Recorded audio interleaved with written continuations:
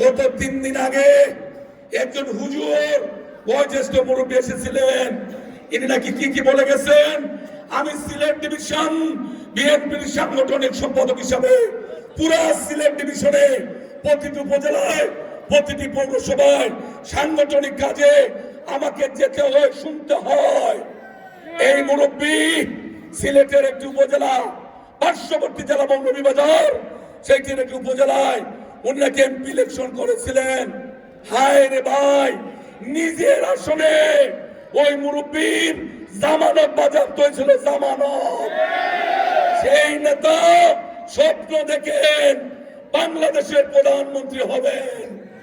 এর চেয়ে বড় তামাশা আর কি হতে পারে? আমরা গণতন্ত্র চর্চা করি, গণতান্ত্রিক রীতি মেনে আমরা নির্বাচনে সকলের সাথে কাজ করছে। লক্ষ্য করুন, এই দলটি এবং তার সাথে আরো কয়েকটি দল নির্বাচনের পরিবেশ বিনষ্ট করার জন্য মীমাংসিত বিষয় স্বাধীনতার ঘোষক শহীদ রাষ্ট্রপতি জিয়াউর রহমান সেইখানে বিএনপির একজন কর্মীকে জনগণকে বিভ্রান্ত করার জন্য, রাজনৈতিক পরিবেশ উত্তপ্ত করার জন্য উনাকে বলে উনি নাকি স্বাধীনতার ঘোষক। আমাদের মায়েরা লেখাপড়া করেছেন, যোগ্যতা অর্জন করেছেন, পরিবারের স্বাচ্ছন্দ্য ফিরে আনার জন্য পুরুষের পাশে নারীরা দাঁড়িয়েছেন।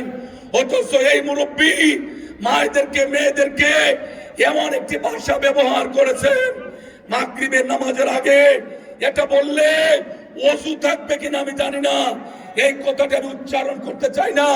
মায়েরা যারা আসছেন, আপনাদেরকে প্রতিবাদ করতে হবে ব্যালটের মাধ্যমে, এর কোনো বিকল্প নাই।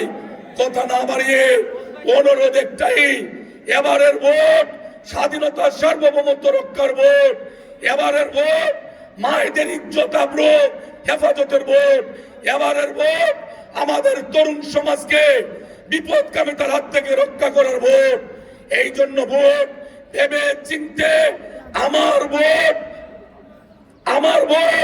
আমি দেব, যাকে খুশি তাকে দেব।